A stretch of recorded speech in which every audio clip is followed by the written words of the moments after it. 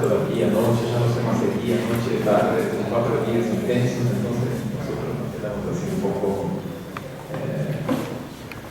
ya no pasan las cosas, ya no sé más con quién hablo, en qué lengua estoy a hablar, qué pasa, quiénes son, si es doctor, si es usted, si es vos, qué eres, o sea, las cosas se empiezan estamos ya todos un poco cansados y por eso nosotros ya pensábamos eso y por eso la jornada del viernes es un poco más corta. O sea, nosotros habíamos pensado en hacer la jornada por la tarde con los asistentes, una cosa un poco más larga, o sea, si tuviéramos, no sé, 8 o 10 asistentes que iban a presentar trabajos, ahí sí va a ser una jornada intensa, como de 10 minutos cada uno presentando. Pero como eso no pasó, los dos se presentaron, la gente tiene un poco de recelo, no sé, no sé, yo voy a presentar un trabajo y voy a hablar ahí frente a la gente y todo, y no sé qué pasa, bueno, pero en realidad solo un estudiante se presentó, porque la otra persona, como yo ya les adelanté ayer o anteayer, no me acuerdo, es una profesora en realidad de la Universidad de Buenos Aires. Y bueno, el estudiante que va a presentar está por acá, no sé más. ¿Está?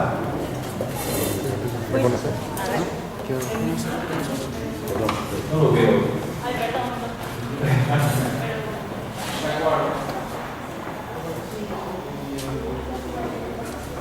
Ustedes yo sé, son de la academia, ustedes de atrás. Sí. De la una, de la cátedra de Continuo ayer, claro, de esos papás brasileños, a los portugués perfecto, espectacular. Sí, sí. Y ustedes son de la una también. Todos de la una. ¿Ustedes también? Entonces hoy es el día de quién era el encargado de hoy. No, el encargado de ellos para traerlos acá. Nosotros lo escribimos por mail. Todos. Ustedes son los asistentes que se inscribieron por correo. Y que Maider le dijo, mira, hay unos cuantos acá que se inscribieron, ¿qué hago con ellos? Yo digo, claro, ya está, no hay que... Si son los capos que se dieron cuenta que era una cosa que debían inscribirse, ya está, o sea, hay un interés anterior, pero bien. Y muchas gracias por la que estuvieran ahí los 4 días. Sí. ¿Y qué les pareció? Genial. Qué bueno, sí, eso llegó. Bueno, muchas gracias. Voy a destacar acá la presencia de Santiago de Luca, el secretario del TPR, del doctor Gaño, que nos acompaña acá con mucho cuidado y mucha atención a todas las exposiciones y nos brinda todo el apoyo necesario todos los días, estuvo acá todos los días muy intensamente.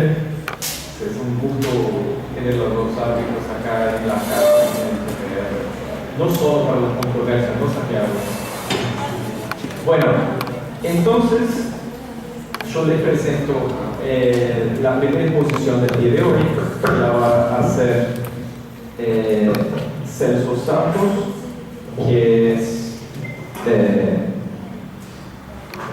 estudiante de la Universidad Federal Rural del Rio de Janeiro, y va a hablar acerca de la aposição do sistema de solução de controvérsias do Mercosul no ordenamento jurídico brasileiro. Sim? É fácil, não sei falar.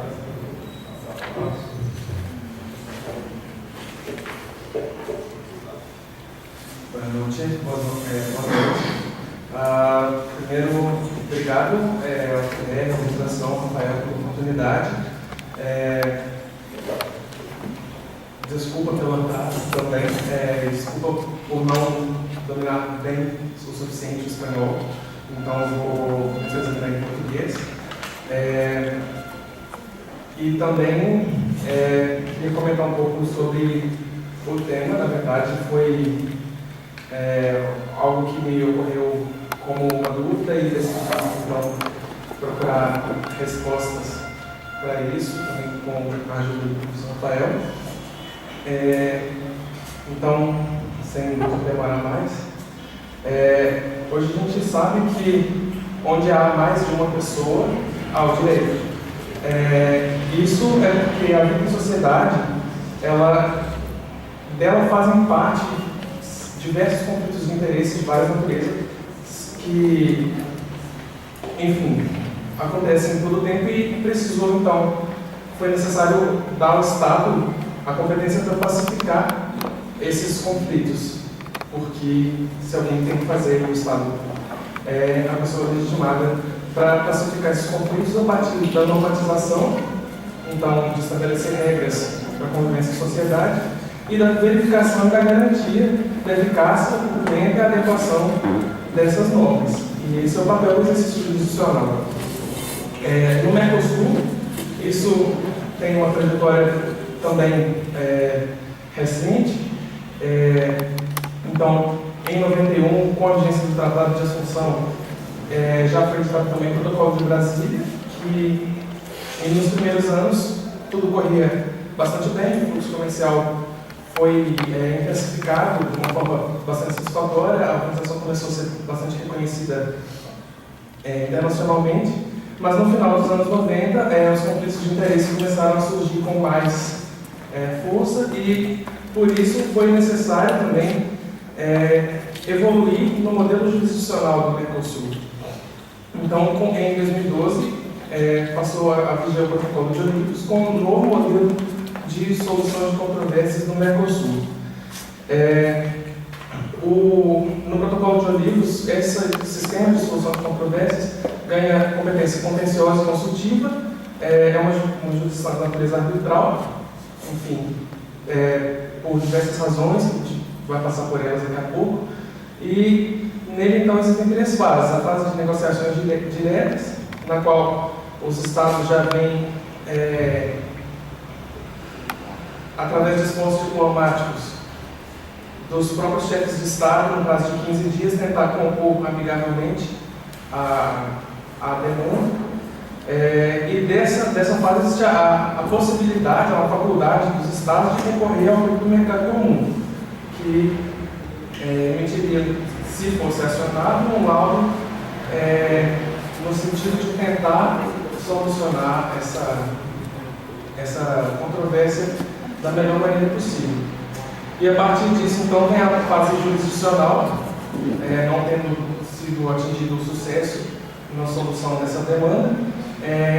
Na primeira etapa, com o tribunal ad hoc, em via de regra, que é composto por um trio de arbitrário, que no prazo de 60 dias, prorrogados por mais 30, emite um laudo fundamentado com a maneira como deveria, de acordo com as normas vigentes no Mercosul, ser solucionada, ser encaminhada a situação. E desse laudo do tribunal ad hoc cabe recurso junto ao TPR. O TPR ele é um órgão permanente jurisdicional que serve tem tanto competência recursal com relação ao laudo do tribunal ad hoc, quanto ele pode ser acionado como primeira e única instância, através do acesso direto. E aí ele é composto por 3 a 5 atos, dependendo do número de partes envolvidas, enfim, da demanda e todos os casuísmos que dela forem inerentes. E ele também tem a função contenciosa e consultiva. E, nesse sentido, sendo via recursal, ele pode confirmar ou reformar o laudo do tribunal ad hoc. Existe também a possibilidade de controvérsia entre particular e Estado, mas ela é mais administrativa do que jurisdicional, no sentido que ela funciona a partir da protocolização de uma reclamação junto ao grupo do mercado comum, e aí é analisada a aceitabilidade dessa reclamação. Se é aceitável, ela passa a análise por um grupo de especialistas e depois de uma audiência conjunta emite um parecer conclusivo.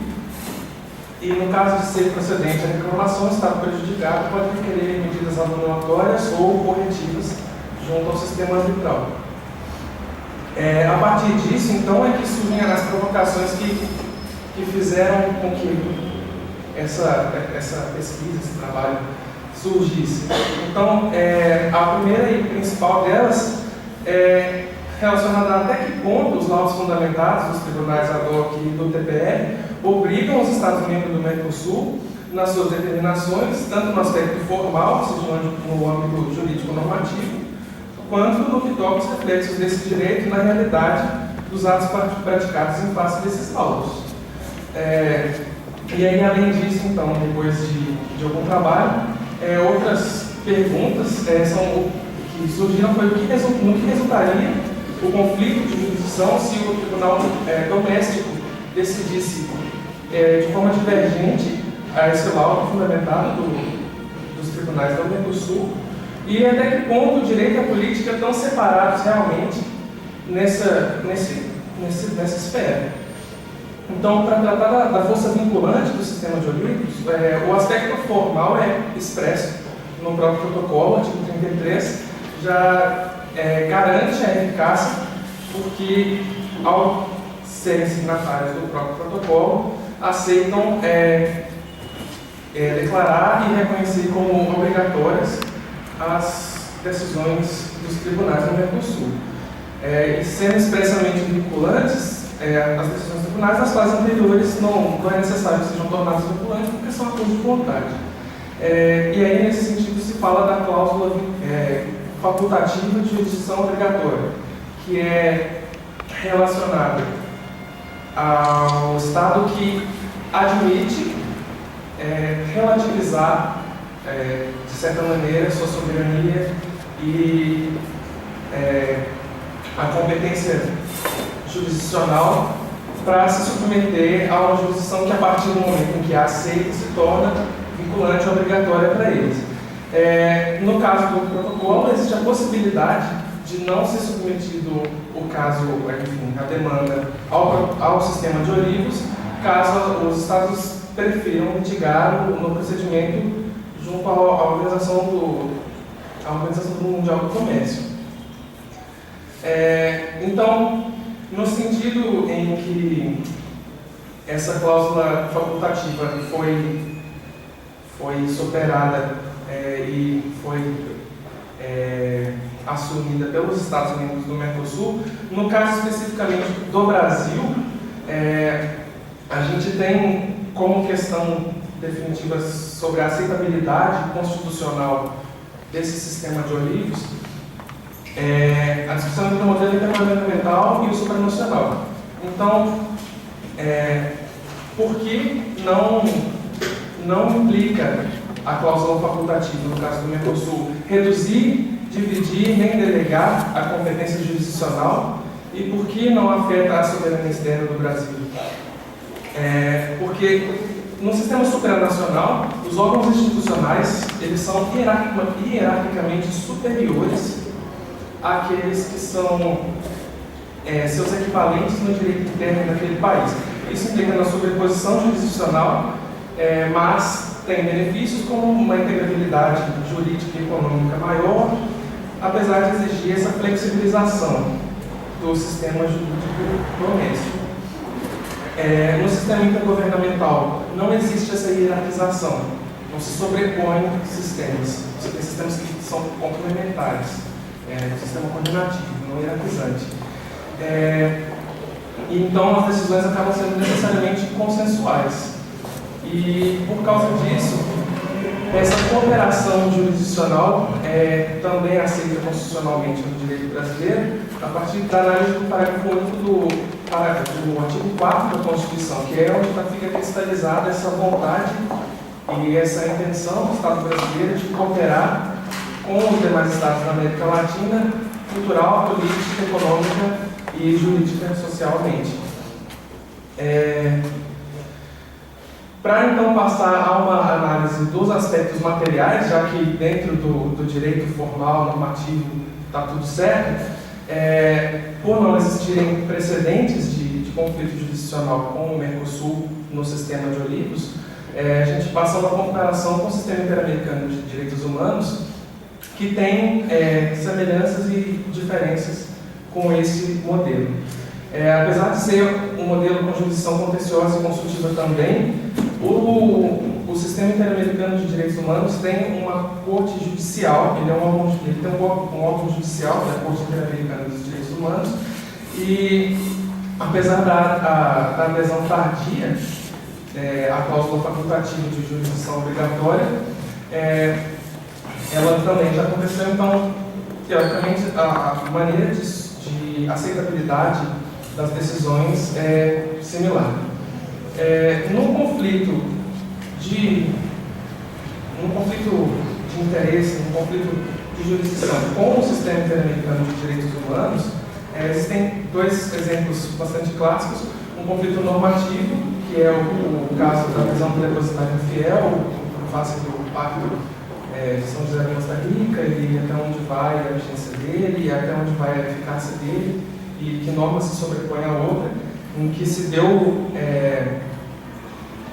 status constitucional às normas internacionais de direitos humanos e relacionadas às demais garantias fundamentais a partir da jurisprudência consolidada na Corte Suprema, na Corte Constitucional do Brasil. E, no caso de um conflito jurisdicional, recentemente a gente tem a questão da usina de Belo Monte e das comunidades indígenas do Xingu, que ainda não tem uma solução clara, mas a gente tem alguma divergência entre as cortes, no sentido do direito imaterial mesmo. Então, existem três possíveis reações do Estado brasileiro: a denúncia parcial do Pacto de São José da Costa Rica, ou seja, só a denúncia da cláusula facultativa de jurisdição obrigatória. Então, ficaria desobrigado o Brasil do cumprimento das sentenças da Corte, mas continuaria a ser parte do sistema de proteção, e isso não é possível, porque já foi tentado pelo Peru essa denúncia parcial e negada pela Corte com base no artigo 29, linha D da Convenção Americana, então não é uma possibilidade. A denúncia integral seria possível nos termos da Convenção Americana, porém, dentro do próprio direito brasileiro existiria um impedimento com relação ao que se refere ao artigo 60, parágrafo 4 da Constituição da República, que são as cláusulas pétreas da Constituição. Então, não é possível retirar a garantia de alguns direitos fundamentais que estariam garantidos através da adesão ao Pacto de São José da Costa Rica. Até porque seria enfim. E a terceira opção a terceira possibilidade seria a inércia do Estado brasileiro com relação à sentença, ou seja, não se pratica nenhum ato frente a ser ou não signatário da convenção, ou a ser ou não parte do sistema interamericano, mas também não se retira esse posicionamento negatório da sentença. E aí, nessa possibilidade, aconteceria a perda da garantia da proteção internacional dos direitos humanos no Brasil, mas essa já é um reflexo menos jurídico do que político ou social, até porque, nesse caso, o trabalho da Corte Interamericana de Direitos Humanos ou seria supérfluo se coincidisse com o posicionamento do direito brasileiro, ou seria imóvel se fosse contrário. Analogamente, então, no sistema de Olivos, as três possibilidades são similares. A denúncia parcial, ou seja, denunciaria-se só ao protocolo de Olivos; a integral, se seria a denúncia do Tratado de Assunção e a retirada do Brasil do Mercosul; ou a inércia, novamente, a manutenção desse posicionamento negatório. A denúncia do protocolo de Olivos ela é impossível juridicamente, por causa do próprio artigo 54 do protocolo de Olivos, e nesse sentido já excluída como possibilidade. A denúncia do Tratado de Assunção é possível, mas não soluciona o problema, porque o Brasil fica desobrigado do cumprimento das normas do sistema do Mercosul dali por diante, mas continuaria formalmente vinculado a todos os laudos emitidos até 2 anos antes da data da denúncia, da protocolização e de todos os trâmites formais da denúncia.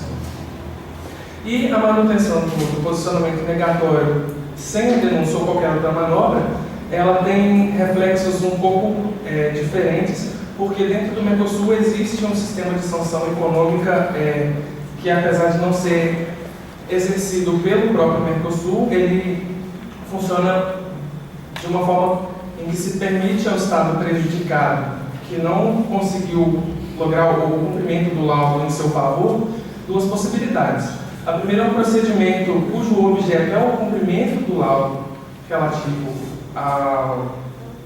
à demanda que aconteceu anteriormente, e a segunda é a implementação de uma medida compensatória.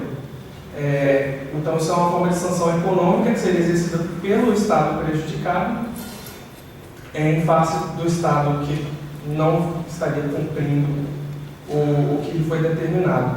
Além dos reflexos políticos que isso teria, no sentido de que o Brasil não poderia mais aderir em boa fé a nenhuma espécie de iniciativa ou nenhuma espécie de sistema intergovernamental, internacional, com relação a direito que não fosse relacionado aos direitos humanos, às garantias fundamentais.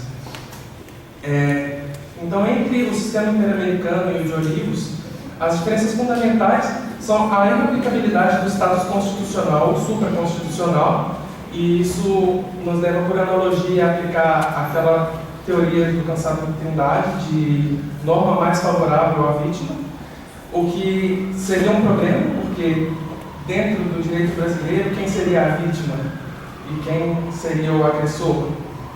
Então, já ficaria comprometida essa aplicação da norma mais favorável. O caráter intergovernamental das normas do Mercosul, em face do supranacional, por se tratar de direitos humanos e garantias fundamentais, que são a única esfera do direito que tem esse privilégio dentro do direito brasileiro. No caso do Mercosul, a existência dos procedimentos de apuração de cumprimento dos laudos e das sanções econômicas indiretas. Então, apesar disso, a gente tem, então, um sistema que existe e que funciona, mas que não é suficiente para garantir o cumprimento dos laudos, por inexistência de sanção direta e pelo próprio modelo adotado pelo Protocolo de Olivos. E aí, nesse sentido, não sendo suficientes as medidas compensatórias para garantir a força vinculante, porque a aplicação de uma medida compensatória não necessariamente implica o cumprimento imediato ou curto prazo do laudo que havia sido emitido. A alternabilidade do status das normas e decisões intergovernamentais. Então, por mais que se aplicasse a teoria da norma mais favorável à vítima, isso não seria feito de uma maneira muito objetiva, no sentido em que ficaria comprometida a própria segurança jurídica no que se refere a isso. E isso acaba tornando a litigância pouco segura no modelo de Olivos, por causa dessa ausência de garantias 100% eficazes de cumprimento do que fosse decidido. As perspectivas para isso, então, seriam possivelmente a judicialização do sistema jurisdicional do Mercosul ou uma evolução, no mínimo, da cooperação jurisdicional entre os países que fazem parte do sistema. Mas essas perspectivas têm alguns gargalos hoje, que são principalmente a viabilidade constitucional em todos os Estados membros do Mercosul, porque se hoje a gente tem um sistema intergovernamental, essa transição deveria ser consensual entre todos os Estados, deveria ser implementada simultaneamente. Isso, enfim, acarreta a necessidade de algumas reformas até em patamar constitucional. O interesse político na flexibilização da soberania, porque para se aceitar um modelo supranacional, um modelo judicial que se sobreporia ao modelo nacional, isso talvez não fosse exatamente interessante para todos os governos, ou enfim. E a implementabilidade das medidas necessárias adjacentemente. Então, a própria estrutura administrativa e jurisdicional do Mercosul precisaria sofrer mudanças que também não são muito simples. Então, a partir desse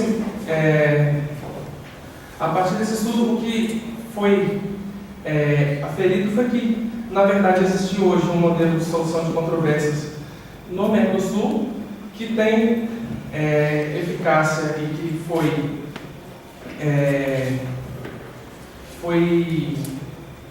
aderido através da própria cláusula facultativa, mas que não oferece hoje nenhuma garantia certa e líquida de que exatamente vão ser cumpridos os laudos fundamentados dos tribunais ad hoc e do TPR também.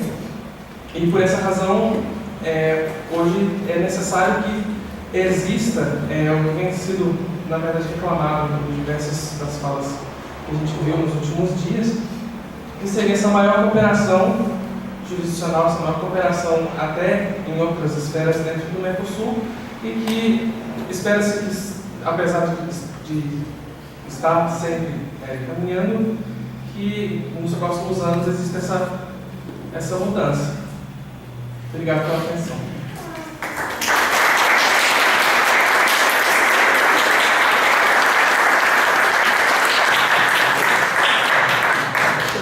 Eu vou fazer alguns comentários. Eu queria, por favor, lá solicitar a presença da professora Alejandra Dias, que está cá com o auditório. Mas os comentários em português, né? Primeiro eu quero dizer, Celso, que a sua coragem me admira muito. A sua coragem em vários sentidos, né? Primeiro, a coragem de um estudante, né, que não é um professor, ainda não tem, não se graduou, e a coragem de falar com o auditório que tem o árbitro do tribunal, 2 professores, 3 professores da Universidade de Buenos Aires, uma ministra do STJ, quer dizer, é uma responsabilidade bastante grande. Eu quero te parabenizar por essa coragem. A outra coragem que me admirou bastante também é você ter trazido vários temas de uma complexidade, que apesar de eu não concordar com alguns pontos, mas você trouxe uma perspectiva de interação e comparativa bastante interessante, que fez pensar aqui durante vários momentos, e que para desenvolver algum tipo de pesquisa no sentido que você está propondo, realmente tem que ter muita coragem, é necessário muita coragem. E a terceira admiração que me deu a sua apresentação foi você ter afirmado na casa do tribunal que o sistema jurídico não teria nenhuma garantia de eficácia. E acerca disso, eu acho que cumpre fazer uma ressalva, que é uma ressalva que até eu tive uma conversa com o Santiago esses dias, né?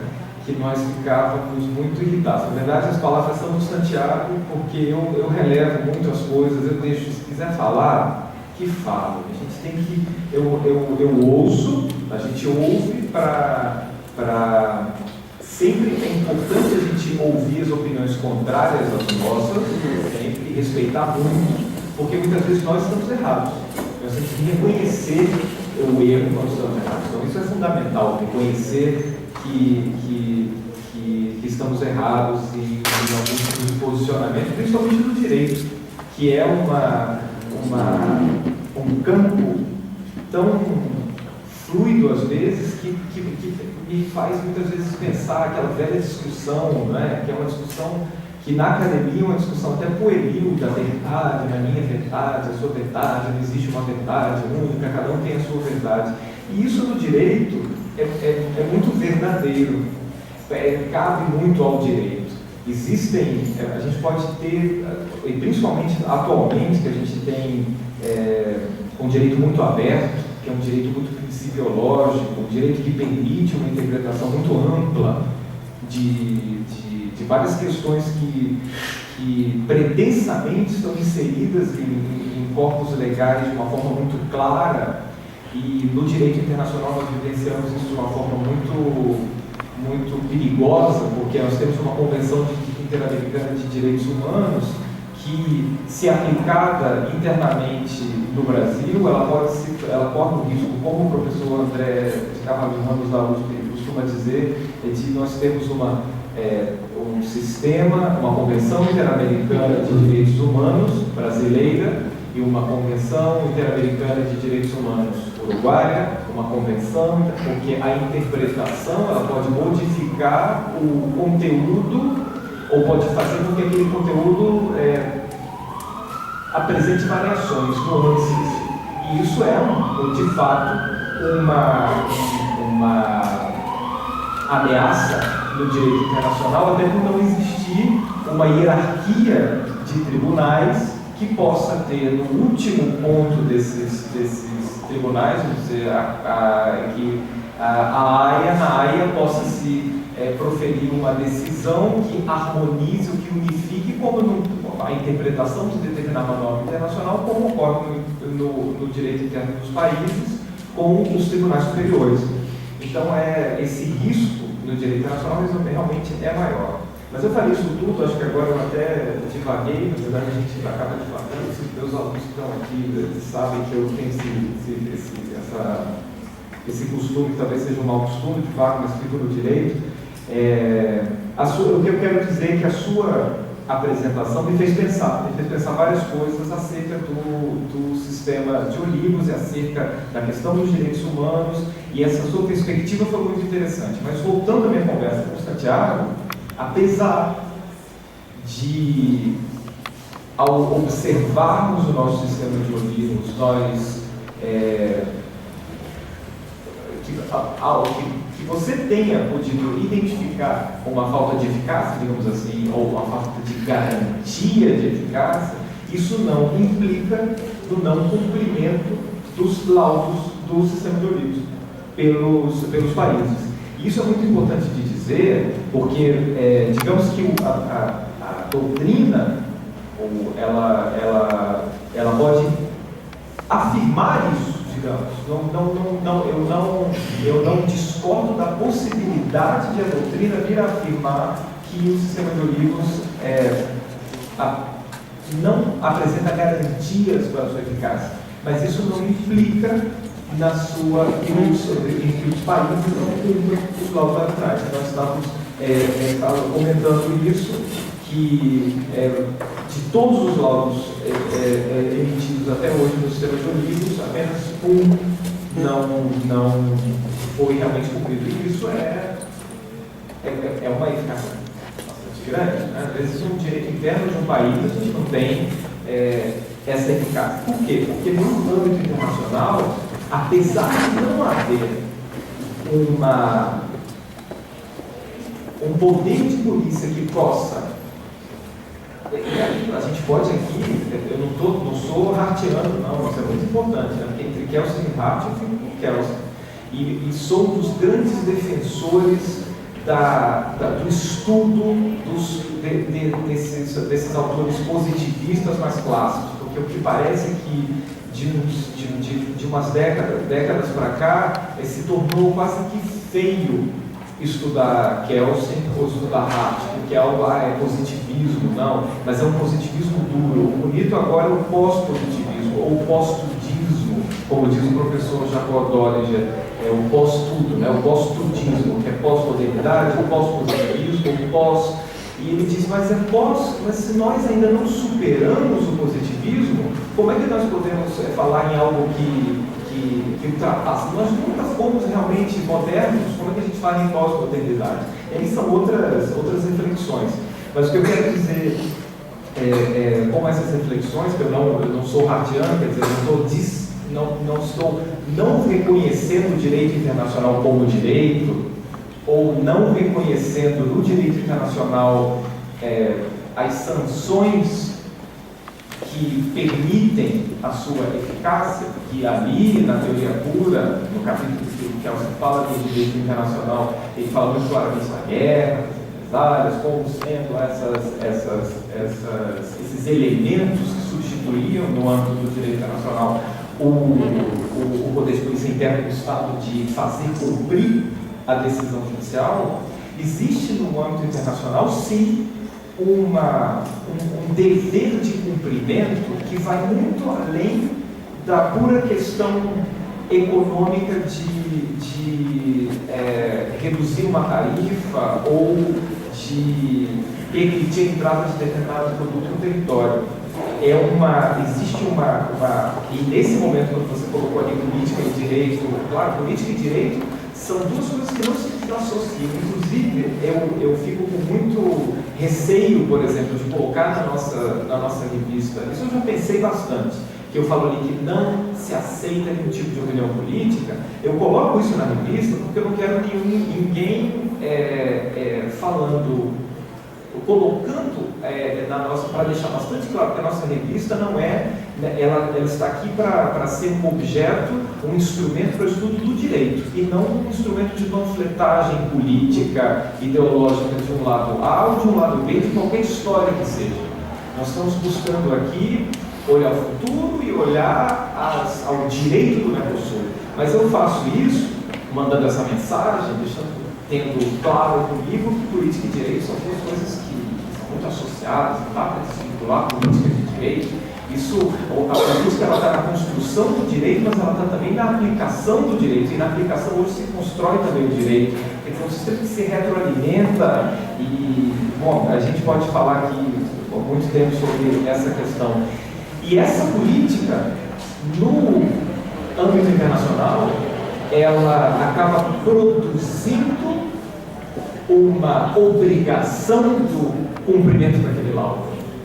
Então, ela auxilia de uma forma bastante clara o cumprimento, a força obrigatória. Ela funciona, quizás, como uma garantia implícita contida no tratado de que aquele laudo deve ser cumprido. Porque se você deixa de cumprir um laudo, o sistema inteiro, deixar de cumprir, existe aqui, esse exemplo, eu estou falando de uma forma clara em espanhol, os hispanohablantes estão conseguindo me entender? Está claro? Porque às vezes, a gente em português fala muito rápido, não fica muito claro. E alguns de nós temos um sotaque no português que às vezes complica um pouco mais para vocês entenderem, mas eu espero que vocês dão para entender. Uma coisa que eu acabei tomando espaço, mas eu não falo, eu deixo de falar mais tarde, eu juro que eu vou ser o último a falar, não falo praticamente, eu só me despeço. Aproveito já que a gente está aqui conversando. Uma coisa que me incomoda muitíssimo aqui, na frente do tribunal, eu falei disso hoje, que nós temos uma placa aqui em frente ao tribunal que diz proibido el ascenso e descenso de passageiros. E essa placa, ela é uma norma, não é? E é uma norma que ela não é cumprida, e a existência dessa placa em frente ao nosso tribunal, ela acaba sendo um estímulo para que as pessoas se acostumem a não cumprir normas. Porque a norma está ali, numa placa pregada, mas todas as pessoas, elas ingressam nesse ônibus aqui na frente. Eu estou pensando seriamente em mandar um ofício para a Secretaria de Trânsito de Assunção para tirar a placa. Porque me incomoda, porque se a pessoa se acostuma a não cumprir essa norma, ela acha, existe a norma, mas eu não cumpro. E aí ela chega até um ponto que ela vai, o tipo penal não matar, ou então o pagar tributos também eu não vou cumprir. Então a gente se acostuma e parece uma coisa estranha, mas o costume de cumprir ou de não cumprir uma norma, ele começa nessas coisas pequenas. Ele começa no atravessar na faixa, ele começa no cortar pela esquerda e não pela direita. O trânsito, eu acho que é um exemplo muito claro nós vamos ser cumpridores das normas de trânsito e dessas normas pequenas do dia a dia, vamos fazer fila, porque é isso que nos vai ensinar, assim que nós vamos introjetar o cumprimento das normas mais importantes depois. Então eu disse isso tudo para dizer que essa perspectiva do cumprimento não é só um costume internacional de cumprir laudos arbitrais, e não existe realmente esse poder de polícia que obriga os estados, mas existe sim um poder de política que impele os estados a fazer esse cumprimento, para que ele seja confiável, para que ele possa continuar se mantendo dentro de uma estrutura regional, para que ele consiga ser aceito em outros foros, em outras organizações internacionais. Se um país ele se torna um descumpridor sistemático de normas de uma organização internacional, qual outra organização internacional que se preze que vai querer tê-lo entre os seus membros? Não, né? Ninguém quer fazer negócio com um comerciante que não paga, não é verdade? Então, é mais ou menos assim, ninguém quer ter no seu clube um Estado que não cumpre o laudo emitido pelo tribunal ou pela corte, ou pelo que seja. Eu fiz essas reflexões todas porque a sua